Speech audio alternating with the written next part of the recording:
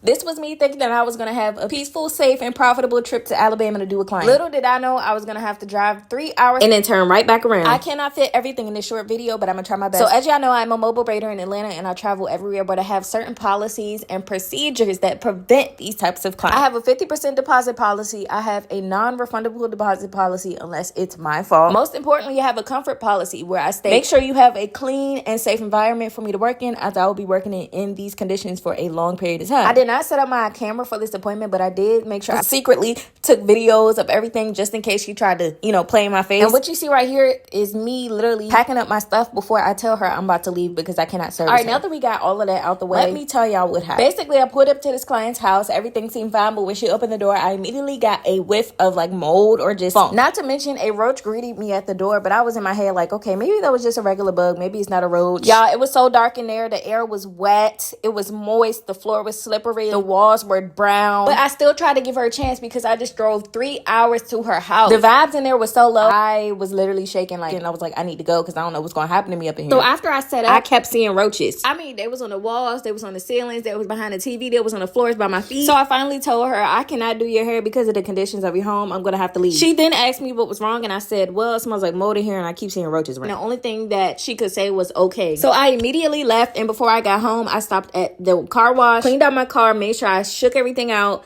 cleaned everything, disinfected everything, wiped everything down because I will not bring that home or to my next client. Of course, when I was in there, I did not tip my stuff on the floor. Now, let me do some simple math for you guys. After I left, she asked if she was going to get her deposit back. Now, like I said, my deposits are 50% because most people aren't playing up in your face if they pay you 50% up front. And my clients also tell me that they know that they're not going to get their hair played with if they pay 50% up front. Now, this was only 50% of the style. This wasn't even 50% including a travel fee. The travel fee was to be paid after your service, which will be changed in my policy. Mind you, the deposit amount didn't even cover the travel fee amount, and she had the nerve to ask me for her deposit, which is crazy because I was giving her grace in the situation. She gave me a lot of pushback and was like, it's only 1 or 2 roaches and da-da-da-da. I'm just like, ma'am. And then she tried to play the, oh, it wasn't up to your standards. I live in the projects and da-da-da-da. It's not about where you live. I didn't even know she lived in the project. She was like, I thought you Googled the houses. Yeah, I wouldn't know your house was dirty from the Google picture. She even tried to use my policy against me because I say your deposit is only refundable if I cancel for unforeseen reasons. I drove a total of 6 hours. I'm leaving here with something. She even goes to say, I saw your comfort policy, but you canceled. And you still owe me money.